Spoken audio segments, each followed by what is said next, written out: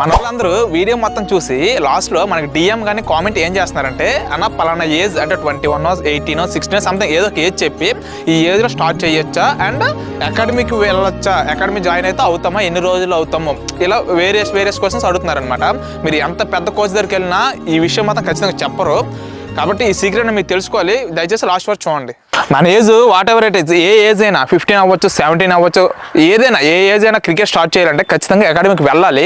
అకాడమీకి వెళ్ళడం అంటే ఫస్ట్ మనం దానికంటూ ఒక 2-3 ఇయర్స్ ఖచ్చితంగా మనకి ఆ టైం అనేది అకాడమీకి ఇవ్వాలి. ఎందుకంటే ఒక కోచ్ మనల్ని అండర్స్టాండ్ చేసుకొని మన స్కిల్ ఏంటి, ఒక ప్లేయర్ ఏంటి అని తెలుసుకొని వర్క్ చేయడానికి ఆ టైం పట్టుద్ది అనమాట. వర్క్ చేసి నేను ఇంప్రూవ్ చేయడానికి ఆ టైం పట్టుద్ది అనమాట. దయచేసి ఇది మాత్రం మైండ్లో పెట్టుకొని మీరు అకాడమీకి వెళ్ళాలి. మీ దగ్గర అంత టైం ఉండి ఖచ్చితంగా మీరు రిస్క్ తీసుకోగలం, మాకు ఇది తప్ప ఇంకా చనిపోయినా పర్లేదు, దాని గురించి ఏమైనా చేయగలం అంత ప్యాషన్ ఉంటేనే దీని గురించి దిగండి. లేకపోతే మాత్రం చాలా ప్రాబ్లమ్స్ మీరు ఫేస్ చేయాల్సి వస్తుంది. ఇవన్నీ దయచేసి నేను చెప్పింది కొంచెం మైండ్లో పెట్టుకొని దయచేసి ఆలోచించుకొని అప్పుడు ఈ రిస్క్ తీసుకోండి, ఓకేనా?